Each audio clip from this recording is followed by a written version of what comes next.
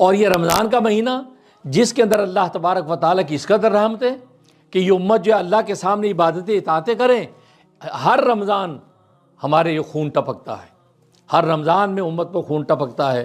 پچھلے رمضانوں کو اٹھا کے دیکھ لیں، فلسطین، غزہ، رفح کے اندر خون ٹپکتا تھا، آج وہاں کا خون رکا، آج یہ نیا رمضان آیا تو پاکستان اور افغانستان کا خون ٹپک رہا ہے۔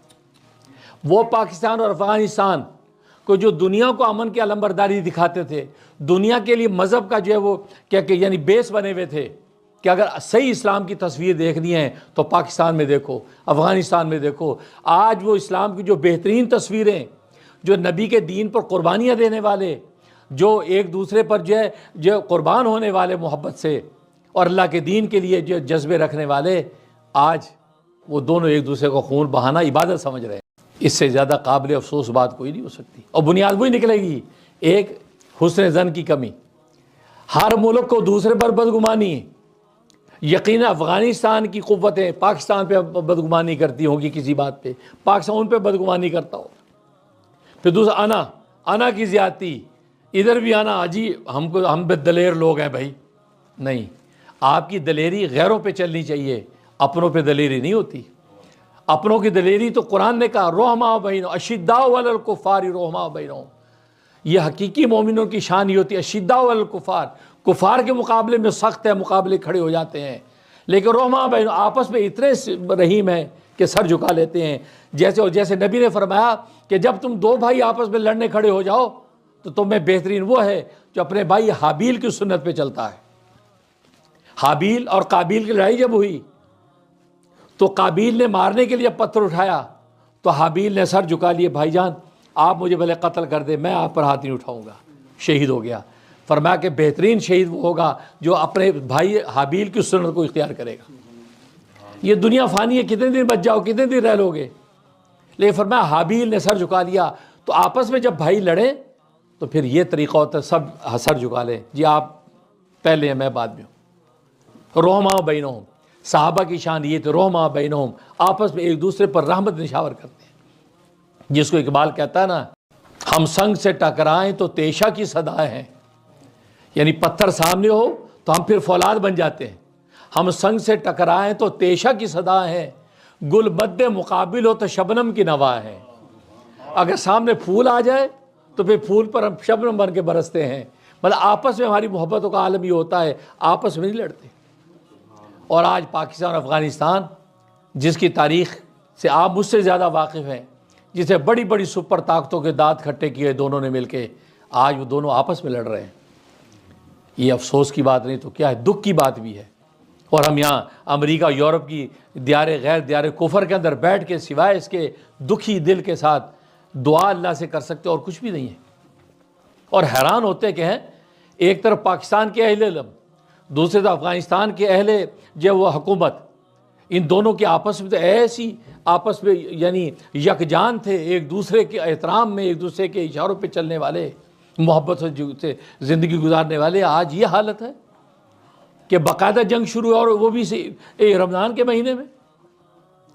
گلے ہم کرتے تھے کہ فلسطین کے اندر جو ہے وہ غیر لوگ یہود وہاں پر جو فلسطین میں معصوموں کا خون بہا رہا ہے، اور یہاں اب ہم گلہ کیسے کریں گے؟ یہی پاکستان افغانستان جو جب گلے شکوے کرتا تھا تو لوگ کوئی پوچھے جی وہ گلے شکوے آپ کرتے تھے ان کے بارے میں، اور آج آپ اپنے بارے میں بتائیے کیا ہو رہا ہے۔ کہیں خودکش حملے، کہیں ہم یہ کر دیں گے، وہ کہتے ہم یہ کر دیں گے۔ نہیں، یہ افسوس کی بات ہے، یہ اللہ تبارک و تعالیٰ کی آزمائش ہے۔ اس میں قرآن نے کہا کہ اگر دو مسلمان جماعتیں آپس میں لڑ بڑھ جائیں، ظاہر کو نفس و شیطان کی شرارتیں ہوتی ہیں، تو کیا فرمایا کہ آپس ان کی صلح کرا دو، ان کو دونوں کو مذاکرات میں بٹھاؤ، صلح کرو، آپس میں گیو اینڈ ٹیک کر کے معاملہ ختم کرو۔ اور یقیناً اس کے لیے بھی کوششیں کی گئیں، شنید یہ اس کے لیے بھی کوشش کی گئیں، کوششیں ناکام۔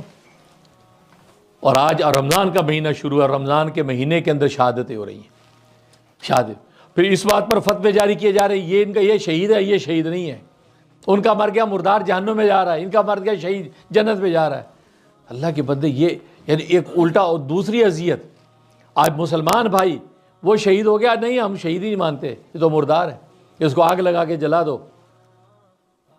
مجھ سے زیادہ آپ خبریں پڑھتے ہیں، میں تو یہ آپ ساتھیوں سے معلومات لے کے یہ تبصرہ کر رہا ہوں، میں تو زیادہ ان چیزوں میں پڑھتا ہی نہیں۔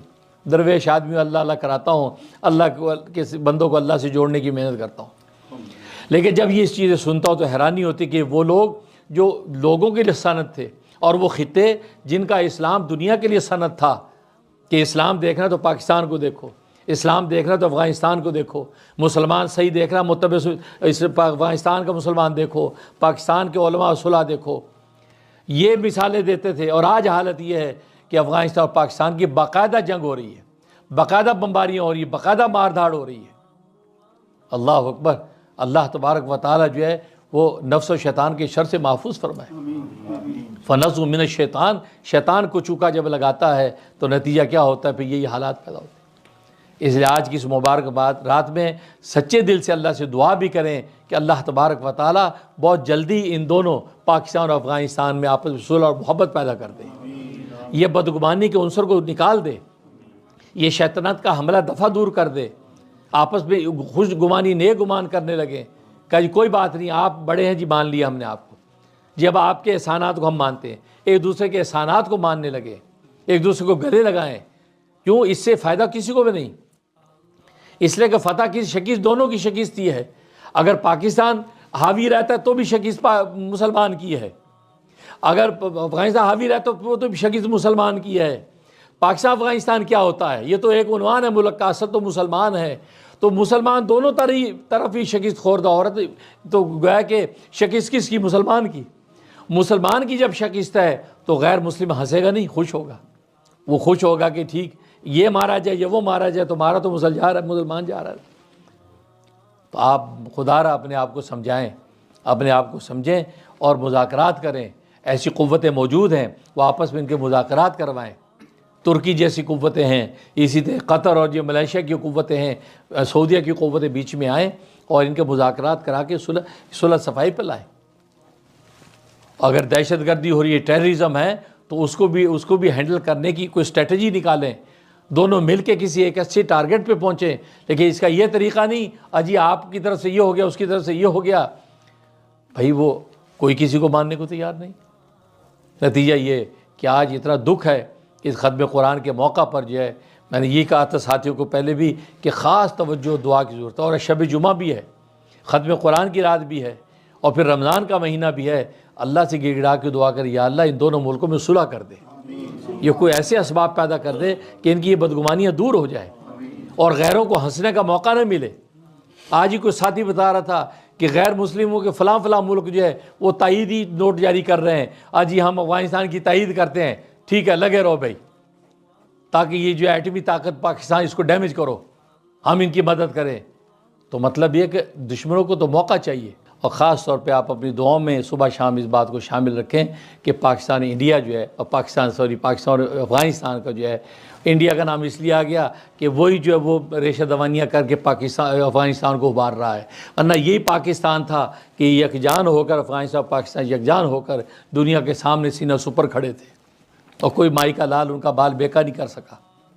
اور آج جو ہے وہ اس طرف سے مشرکین جو گھس گھس کے جو ہے ان کو ہوا دیتے ہیں، اور یہ متبع سنت عالم فاضل لوگ ہیں، یہ افغانستان کے اہل علم لوگ سب ماشاءاللہ اللہ کے دین کے شہدائی لوگ، قربانیاں دینے والے لوگ، اور آج حالت یہ ہے کہ وہ پاکستان جیسے ملک پر جو ہے وہ گولہ باری کر کے شہید کر رہے لوگ، اور پھر نتیجہ یہ ہے کہ اس کے ریئیکشن میں ادھر جا کے ادھر کوالٹی جو ہو رہی ہیں۔